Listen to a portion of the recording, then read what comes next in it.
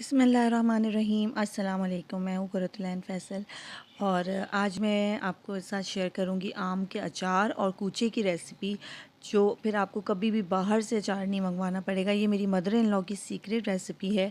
तो चलें स्टार्ट करते हैं। इसके लिए मुझे 5 किलो कैरी चाहिए थी, जो मैंने बाज़ार से ही कटवा के मंगवाई थी। साइज़ आप देख रहे हैं, बड़ा कैरी है तो उसके 6 पीसेस कर लें, अगर बहुत बड़ा है। वैसे तो 4 पीसेस काफ़ी हैं, क्योंकि गल के छोटा हो जाता है। 1 कप में मैंने सॉल्ट लिया था, 1 कप में मैंने हल्दी ली थी, 1 कप में मैंने कलौंजी ली थी। इसी तरह मैं लेयर्स लगाऊंगी इस बाल्टी के अंदर, बकेट के अंदर। आपके पास जो भी बर्तन हो, जो जिसमें हो, कोई मार्बल के बर्तन में रखता है, कोई प्लास्टिक के बर्तन में रखता है, कोई देगची में रखता है। मैं हमें हमें जो है वो थोड़ा बकेट में कंफर्ट रहता है, तो हमने इसको बकेट में रखा है। एक ही आप अपना, यूजुअली हम ये करते हैं कि एक बर्तन अचार का होता है, उसको जब अचार बन जाता है निकाल के वॉश करके रख देते हैं, फिर नेक्स्ट ईयर वही यूज़ करते हैं। तो ये वही बकेट है। मैंने इसके अंदर अचार डाला है, फिर हल्दी, कलौंजी, नमक, फिर अचार डाला है, फिर हल्दी, कलौंजी, नमक। इस तरह करके जैसे हम बिरयानी की लेयर बनाते हैं, इस तरह करके हमें अभी अपने अचार को, कैरी को ये इस तरह करके रख देना है, ताकि सारे में अच्छे तरीके से ये तीनों चीज़ें एब्जॉर्ब हो जाएं और मिक्स हो जाएं। अच्छा, कैरी जो बाज़ार से मंगाया था हमने, कटवा के उसको हल्का मलमल के कपड़े से हल्का गीला करके एक एक पीस को हमने पोंछा था, और फिर अखबार के ऊपर उसको फैला दिया था, ताकि उसके अंदर कोई भी मॉइस्चर ना रह जाए। क्योंकि अगर ज़रा सा भी इसके अंदर मॉइस्चर होता है, ये बहुत सेंसिटिव होता है, फ़ौरन ख़राब हो जाता है। तो इसको हमने जो है वो धूप में रखना है, और मलमल के कपड़े से या कॉटन के कपड़े से, जिसमें थोड़ी सी हवा भी पास हो, सनलाइट भी पास हो। और इसको अच्छी धूप की जगह पे रखना है, जहाँ पानी इसके अंदर ना गिरे, और जहाँ कपड़े धुलते हैं उस जगह पे नहीं रखना। और अगर कपड़े धुलने वाली जगह पे ही आपके धूप आती है, तो फिर वहाँ से इसको कपड़े के टाइम पे हटा देना है, ताकि ये ख़राब ना हो, क्योंकि बिल्कुल फंगस लग जाता है, बेकार हो जाता है अचार। अच्छा, ये अचार की रेसिपी जब आप इसको ट्राई करेंगे तो मुझे इसका फ़ीडबैक ज़रूर दीजिएगा, कमेंट में ज़रूर बताइएगा कि आपको कैसा लगा। क्योंकि ये बहुत मज़े का बनता है, और मैं तो अपनी मदर इन लॉ के अचार की फ़ैन हूँ, और मुझे बहुत पसंद है उनके हाथ के अचार, जैसा वो बनाती हैं। अच्छा, मैंने इसको पूरा भर लिया था। आप भी कहेंगे कि बिल्कुल ओवरलोडेड हो गया है, तो वो कोई मसला नहीं है, क्योंकि ये गलने के बाद बिल्कुल आधा रह जाएगा। तो आप चाहें तो बड़ी बकेट भी ले सकते हैं। इसको मैंने बांध दिया है, इस तरह नॉट लगा दिया है, और इसको जो है वो आपने डेली जो है वो थोड़ा थोड़ा इसको हिलाना है अच्छे हाथों से, जब तक ये धूप में इसको हमने रख दिया है। और अब मैं कूचे की प्रिपरेशन कर रही हूँ। कूचे के लिए भी हमने 3 केजी के करीब इस तरह के लंबे लंबे स्लाइसेस लिए थे। कटवा के मंगवा लिया था, छिलके के साथ ही मंगवाया था, क्योंकि छिलके कोई नहीं देता। डीसीडेड कर दिया था, इसकी सीड निकाल ली थी हमने। और मेरे हाथ के निशान को थोड़ा सा इग्नोर करिएगा, क्योंकि मेरा हाथ बुरे तरीके से बर्न हो गया था, जल गया था। अच्छा, उसके बाद इसको पील ऑफ़ कर देंगे, और पील ऑफ़ करने के बाद इस तरह करके मैं आपको 1-2 पीस पील करके दिखाऊंगी कि इस तरह इसको पील करेंगे, और इसी तरह सारे पीसेस को पील ऑफ़ करना है।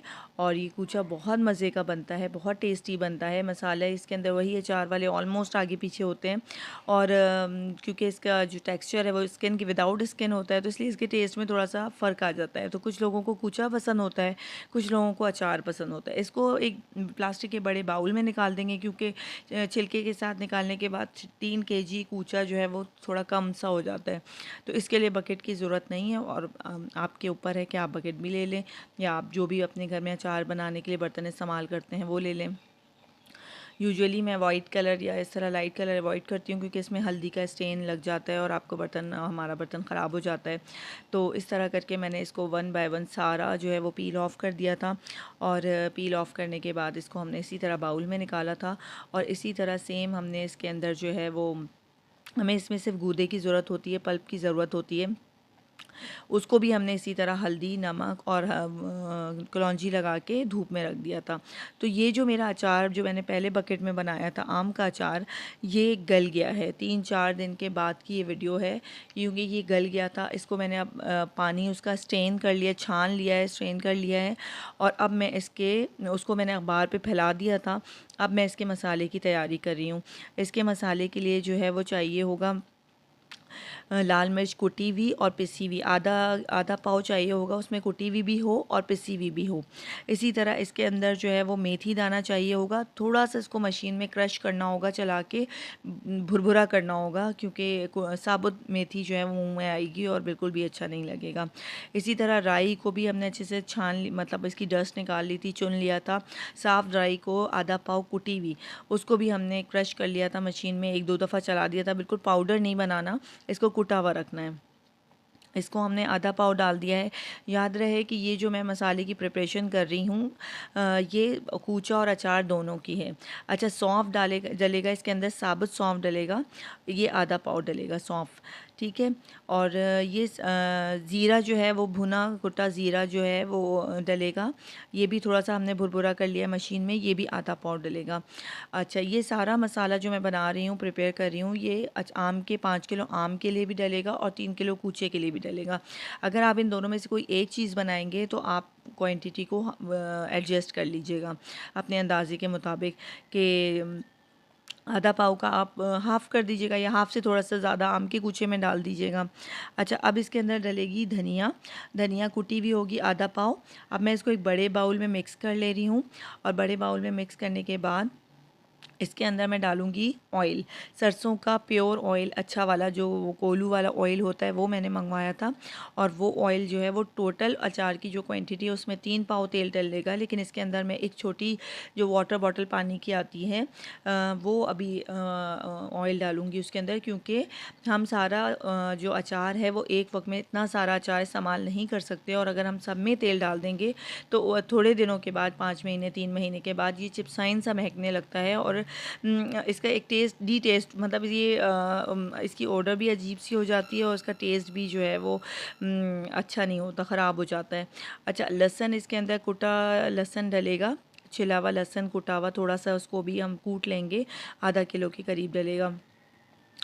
अच्छा, इसको लहसुन डालने के बाद इसको अच्छे तरीके से आप सबको मिक्स करेंगे, और मिक्स करने के बाद इसके अंदर मैं डालूँगी आम जो सरसों का तेल है वो डालेंगे, क्योंकि हम अचार का मसाला बना रहे हैं।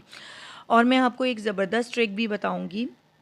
वो ट्रिक ये है कि ये जो मेरा अचार जो मैंने बनाया है ये लास्ट ईयर का अचार है, और मैंने ये रेसिपी इसीलिए संभाल के रखी थी कि मैं आपको बताऊंगी कि इसको आप कैसे प्रिजर्व करेंगे, फ्रीज़र में कैसे रखेंगे, और आप पूरे साल मज़े से बग़ैर इसका टेस्ट ख़राब किए ये अचार को इस्तेमाल कैसे करेंगे।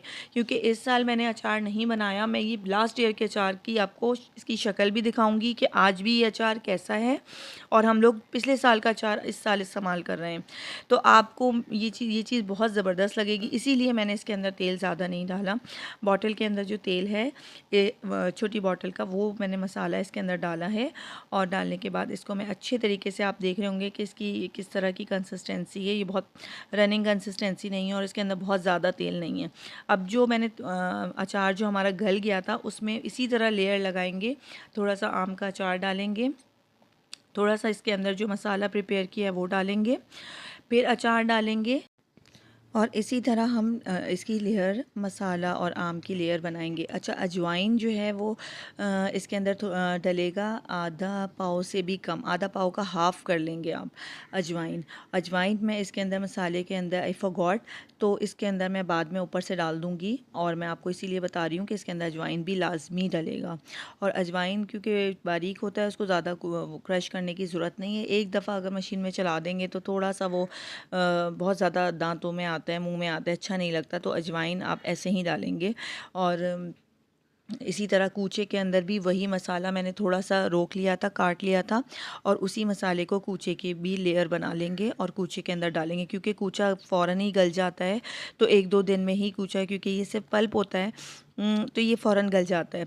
तो इसी तरह इसको भी पानी छान लिया था, जो जितना भी इसका पानी हुआ था, और छानने के बाद बाहर पे फैला दिया था, और उसके बाद इसके अंदर अब मैं मसाला डाल रही हूँ। आपने देखा होगा इसके अंदर तेल बहुत ही कम है, यानी सिर्फ इतना है कि मसाला आपस में लिपट जाए, ठीक है। और इसी तरह इसको हम अच्छे तरीके से मिक्स कर लेंगे, तो मिक्स करने के बाद ताकि सारा मसाला एक दूसरे के अंदर पेवस्त हो जाए। अजवाइन में डालना भूल गई थी, तो अजवाइन मैं बाद में दोनों चीज़ों के अंदर मैंने आधा पाव का भी हाफ़ लिया था, और वो मैंने दोनों में डिवाइड कर लिया था।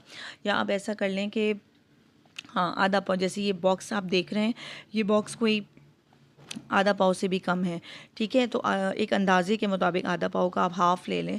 तो इसको थोड़ा सा मैंने आम के इसमें डाला है, थोड़ा सा मैंने इसको कूचे के अंदर डाला है, और इसको अच्छे तरीके से बकेट को मिक्स कर लेंगे, कूचे के अंदर भी डाल देंगे और अच्छे तरीके से अजवाइन को मिक्स कर लेंगे। ऑलमोस्ट कूचे में 3 टेबल स्पून आप डाल दें, और आम के अंदर जो है वो आप 5 to 6 यानी डबल करने का क्वांटिटी 6 डाल दें, 6 टेबल स्पून डाल दें, क्योंकि आम ज़्यादा है और कूचा कम है, तो इसका अजवाइन का टेस्ट बहुत अच्छा आता है। अब आप ये देख लें कि ये 1 साल के बाद ये इसकी प्रेजेंटेशन है, जो कि अब आप मेरी इस तरह की वीडियोस बन रही हैं, वो पहले की वीडियो थी।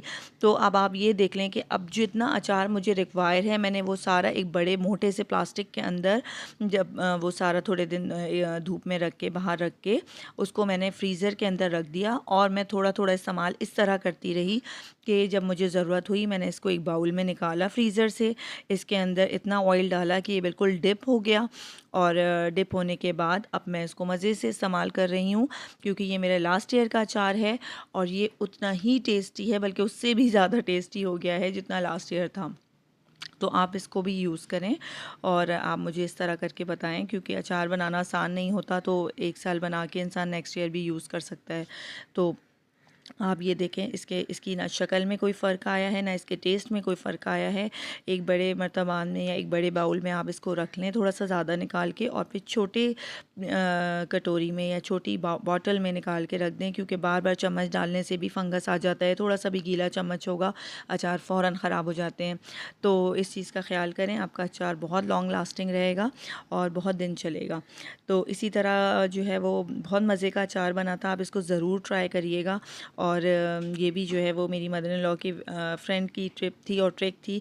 हम पहले इसको फ्रीज़र में नहीं रखते थे, लेकिन जब हमने इसको फ्रीज़र में रखना शुरू किया तो बड़े मज़े लग गए, और अब हर साल अचार नहीं बनाना पड़ता, बिल्कुल भी मज़े में फ़र्क नहीं आता, और काफ़ी दिन चलता है, काफ़ी साल चलता है। इवन 2 साल भी आप इसको चलाना चाहें तो 3 साल भी चल जाएगा। इसी तरह आप कूचे के साथ भी यही करेंगे, और कूचे को भी इसी तरह आपने करना है कि कूचे को जितना आपको चाहिए उतना आपने एक बड़े बाउल में निकाल लिया। ये देखें, ये इसको आपने निकाल लिया। मसाला लगने के बाद ये थोड़ा सा डार्क कलर का हो जाता है, बहुत मज़े का बनता है और बहुत अच्छा गल भी गया था। और इसको भी मैंने उसी तरह के बाउल में निकाला है। उसके अंदर आपने उतना ही ऑयल डालना है जितना ये बिल्कुल डिप हो जाए, कूचा जो है वो सारा इसके अंदर डिप हो जाए, और अच्छे से इसको मिक्स कर लें। अगेन इसको आप छोटी वाली छोटी डिबिया में, छोटी छोटी बॉटल में, ग्लास की या कोई बॉटल जैम की खाली होती है, किसी भी साफ़ सुथरी बॉटल, ड्राई बॉटल में उसको निकाल लें डेली यूज़ के लिए, क्योंकि बार बार चम्मच डाल के जब हम कूचे को डेली निकालेंगे तो कूचा बहुत जल्दी ख़राब हो जाता है, हवा लग जाती है, पानी चला जाता है, झूठा चम्मच चला जाता है। इन चीज़ों का अगर आप ख्याल रखेंगे तो आपका कूचा और अचार बहुत लॉन्ग लास्टिंग रहेगा और बहुत अरसे चलेगा। ये देखें, कूचे को मैंने एक छोटी इसमें निकाल ली। आप भी इसको ज़रूर ट्राई करिएगा और मुझे ज़रूर कमेंट में बताइएगा कि आपका अचार का एक्सपीरियंस कैसा रहा और आपने इस साल अचार बनाया है कि नहीं। और नेक्स्ट वीडियो भी बहुत ज़बरदस्त आने वाली है। मेरे चैनल पे ज़रूर रहिएगा और मुझे ज़रूर फ़ीडबैक दीजिएगा। अल्लाह हाफ़िज़।